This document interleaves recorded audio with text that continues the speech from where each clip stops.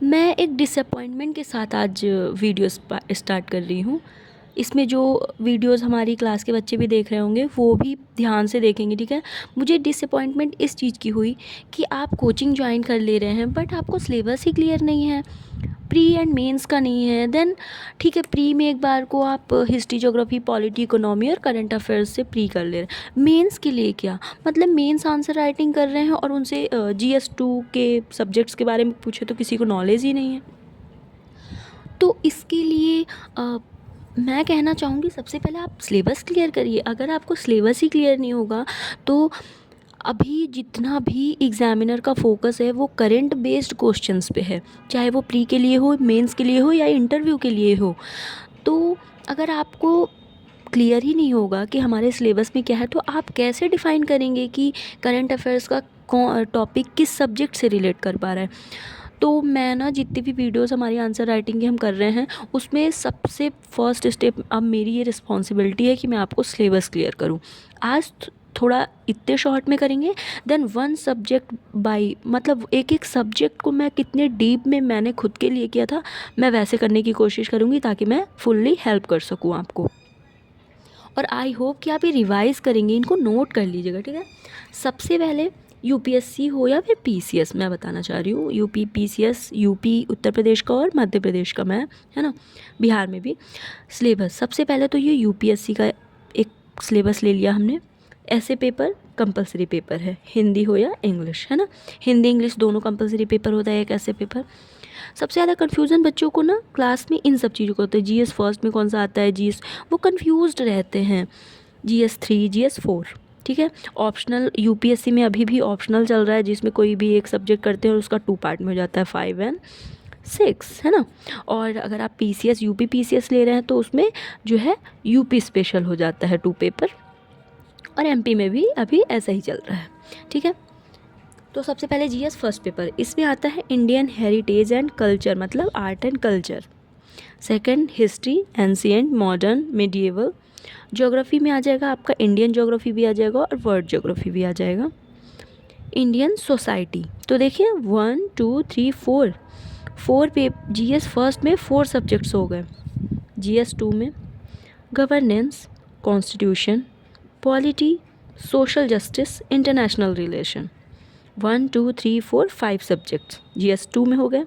GS3 में technology, economic development, biodiversity, environment and disaster management. अच्छा, यहाँ पे अगर कन्फ्यूज़न होगा कि इकोनॉमिक डेवलपमेंट क्यों, इकोनॉमिक क्यों नहीं है, तो मैं आपको बता दूँ, जो आप प्री में पढ़ते हैं ना, इकोनॉमिक्स से रिलेटेड इकोनॉमिक सब्जेक्ट जो भी हमारा गवर्नेंस, आरबीआई, है ना, जितना भी मॉनेटरी पॉलिसी, हमारा इन्फ्लेशन, गवर्नेंस की जितने भी इनकम सोर्सेज हैं वो सब कुछ प्री बेस्ड है। इकोनॉमिक डेवलपमेंट क्या आपका एग्रीकल्चर से रिलेटेड आ जाएगा, इंडस्ट्री से रिलेटेड आ जाएगा। ये बहुत फिर वास्ट हो जाता है, आपका एक कॉन्सेप्चुअल बेस्ड हो जाता है, ठीक है। Biodiversity, environment, disaster management, 1 2 3 4 5 subject इसमें हो गए। एथिक्स में हो जाएगा जीएस फेयर में एथिक्स एंड इंटीग्रिटी। अब आज के लिए इतना ही, क्योंकि मैं वन बाय वन ना इतना डीपली आपको एकदम डीप इसका डिस्कशन कर दूंगी इस सब्जेक्ट का, वन बाय वन सब्जेक्ट का सिलेबस, ताकि आप जब आइडेंटिफाई कर पाएँ कि करंट में कौन सा किस सब्जेक्ट से टॉपिक रिलेटेड हो और कौन सा टॉपिक कितना इम्पॉर्टेंट है। कई बार हम इकोनॉमी डेवलपमेंट, बायोडाइवर्सिटी या डिजास्टर मैनेजमेंट से रिलेटेड टॉपिक पढ़ते हैं बट उसमें इतना फोकस नहीं करते हैं। क्यों? क्योंकि हमारी जो है सिलेबस वो फुल्ली कंप्लीट नहीं होता है, अंडरस्टैंडिंग नहीं होती है। तो आज के लिए स्टेप इतना है, सबसे पहले ये नोट करेंगे और कंटिन्यू डेली एक बार सब्जेक्ट्स थ्रू करेंगे, मतलब उसको देखेंगे कि सिलेबस में कौन सा सब्जेक्ट किसका पार्ट है। तो आज के लिए इतना। कल से जीएस फर्स्ट का हम इंडियन हेरिटेज और कल्चर से स्टार्ट करेंगे कि कौन कौन से इवन मैं आपकी इतनी हेल्प कर सकती हूँ कि कौन कौन से टॉपिक एक सब्जेक्ट के अंदर इम्पॉर्टेंट है, ठीक है। तो अब हम जो है हमारा क्वेश्चन पेपर डिस्कशन स्टार्ट करते हैं आंसर राइटिंग के लिए। जो हमारा आज का क्वेश्चन है, आचरण की शुद्धि के लिए बुद्ध द्वारा बताए गए अष्टांगिक मार्ग की व्याख्या कीजिए। अब इसे हम आर्ट एंड कल्चर से भी रिलेट कर सकते हैं, एंशिएंट हिस्ट्री से भी कर सकते हैं, ठीक है। तो गौतम बुद्ध से स्टार्ट कैसे करना है, इंट्रो से स्टार्ट करना है, जिसमें ऑलमोस्ट 25 टू 30 वर्ड्स हों आपके, फिर 75 ऑलमोस्ट जो है वो वर्ड्स किस में हो। अगर 200 वर्ड्स का क्योंकि ये क्वेश्चन है तो 1 से 150 जो है आपके मेन बॉडी में होना चाहिए और थोड़ा बहुत निष्कर्ष में आपका आ जाएगा, ठीक है। क्योंकि इतना टाइम नहीं है कि हम एग्जैक्ट वर्ड काउंट करें, बट एक एग्जामिनर क्योंकि इतने टाइम से कॉपी चेक कर रहा है तो उसको पता है कि कितने वर्ड्स में कंप्लीट हो जाती हैं चीज़ें। तो इंट्रो है कि गौतम बुद्ध से मानव दुख के निवारण हेतु 4 आर्य सत्यों का प्रतिपादन किया गौतम बुद्ध ने, जिनके व्यवहारिक क्रियान्वयन के लिए अष्टांगिक मार्ग बताया गया। कौन कौन से अष्टांगिक मार्ग हैं? टोटल 8 हैं। इसमें तो आप कुछ भी नहीं कर सकते हैं, लेकिन हाँ जो मैंने डिस्क्राइब किया है इसमें आपके वर्ड्स चेंज हो सकते हैं कि आपकी अंडरस्टैंडिंग कैसी है। सम्यक दृष्टि, जीवन के यथार्थ को समझना, हमारे कार्यों के परिणाम होते हैं, मृत्यु का अंत नहीं है। कहने का मतलब है हमारी दृष्टि पे डिपेंड करता है, क्योंकि मृत्यु अंत नहीं होता है, यह हमारे समझने की क्षमता और उसके कार्यों का परिणाम होती है। सम्यक संकल्प, अहिंसा, करुणा, वैराग्य का भाव, धार्मिक भिक्षु के जीवन को अपनाना।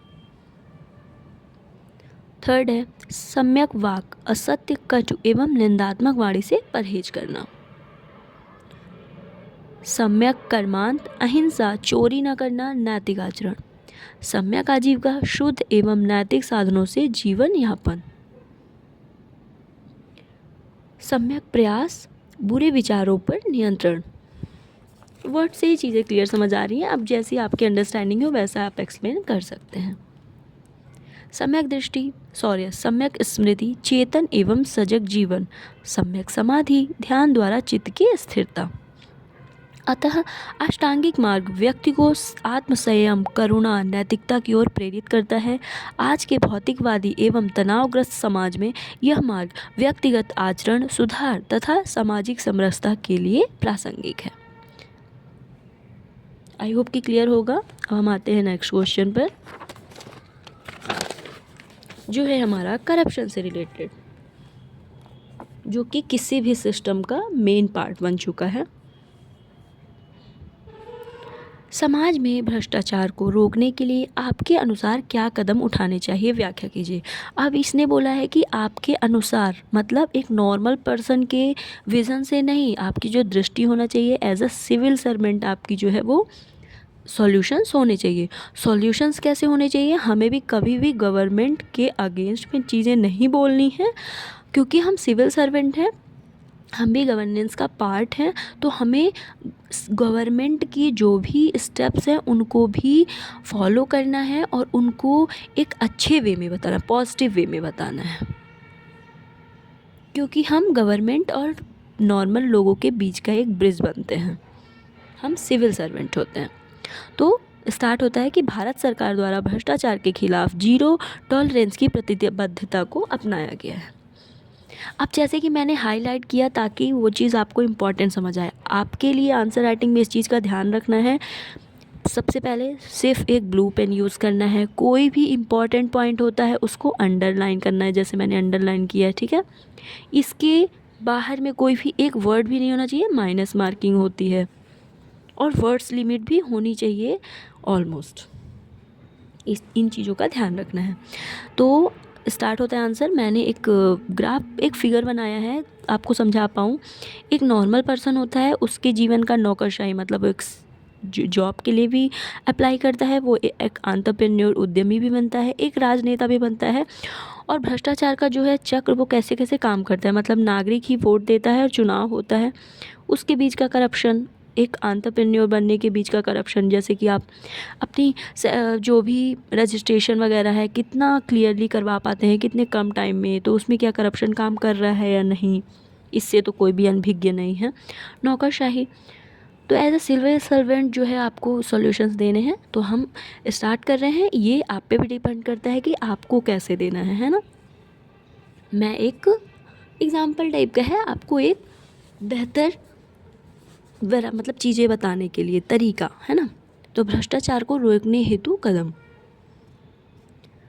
कानूनी एवं संस्थागत सुधार के तहत भ्रष्टाचार, भ्रष्टाचार निवारण अधिनियम लागू करके अच्छे से स्वतंत्र जांच एजेंसी जैसे सीबीआई, सेंट्रल ब्यूरो इन्वेस्टिगेशन की स्वायत्तता, मतलब स्वायत्तता, ऑटोनॉमस, उनको ऑटोनॉमी देनी चाहिए कि वो किस हद तक जो है वो डिसीजंस ले सकते हैं।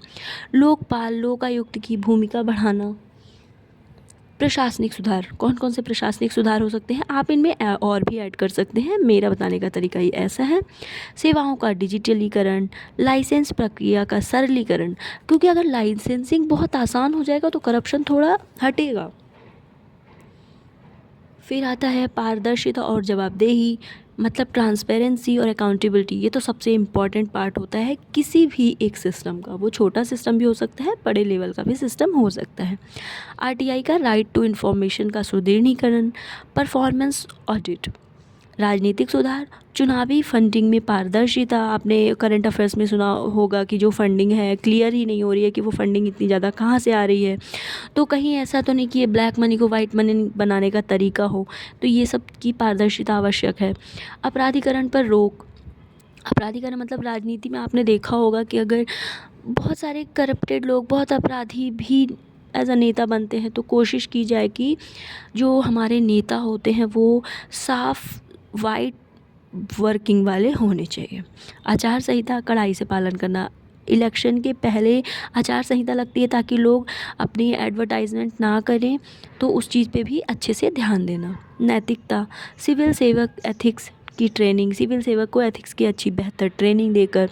विसिल ब्लोवर संरक्षण, विसिल ब्लोवर मतलब कि अगर किसी को करप्शन देते हुए या लेते हुए पाया जाए तो आप इजली चीज़ों को बता सकते हैं। नागरिक सहभागिता, तो सबसे इम्पॉर्टेंट तो है अवेयरनेस, जागरूकता एक नागरिक का सबसे इम्पॉर्टेंट पार्ट होता है, ठीक है। तो मैंने कुछ ऐसे डिस्क्राइब किया है, सॉल्यूशन दिया है, इसमें आप चीज़ें और ऐड कर सकते हैं, आप कौन कौन से पॉइंट्स ऐड कर सकते हैं। बाकी ये फॉर्मेट ऐसा होना चाहिए, आपको बेहतर मार्क्स मिलेंगे। और मेरी यही कोशिश रहती है कि जो मैंने गलतियाँ की हैं वो आप ना करें, और एज अ आंसर राइटिंग जैसे मैं चेक करती हूँ तो और क्या इम्प्रूवमेंट कर सकते हैं, वो डे बाई डे आपको इम्प्रूवमेंट दिख जाएगा। अगर आप स्टार्ट कर रहे हैं आंसर राइटिंग तो टेंशन बिल्कुल नहीं लेना है। अभी आपको फोकस करना है इस स्टैटिक पोर्शन को कंप्लीट करना, करेंट अफेयर्स से लिंक करना, रिलेट कर पाना, क्लियर उस पॉइंट को किस सब्जेक्ट से रिलेटेड वो इम्पॉर्टेंट है, ये सब कुछ डिफ़ाइन करना है ना, ये क्लैरिटी आप में होनी चाहिए। आंसर राइटिंग अगर आप डेली देख भी रहे हैं और फिर भी लिख रहे हैं तब भी आप बहुत कुछ सीख रहे हैं, ये इम्प्रूवमेंट आपको दिख जाएगा। और क्योंकि हम PYQ सॉल्व कर रहे हैं तो इससे बेहतर समझ होती है कि हमारा जो कैसा एग्ज़ाम में एग्ज़ामिनर का क्या फोकस होता है और हमारे क्वेश्चंस का लेवल क्या होता है, सब्जेक्ट से रिलेटेड कौन सा सब्जेक्ट कितना इम्पॉर्टेंट हो जाता है। और मैं जब आपको ये सिलेबस डिस्क्राइब करूँगी, जब समझाऊँगी, तो ये भी बताऊँगी कि कौन सा सब्जेक्ट कितना इम्पॉर्टेंस रखता है हमारे पेपर में, किसका कितना इम्पॉर्टेंस परसेंटेज वाइज है। Okay for today, thank you so much, continue your video next day.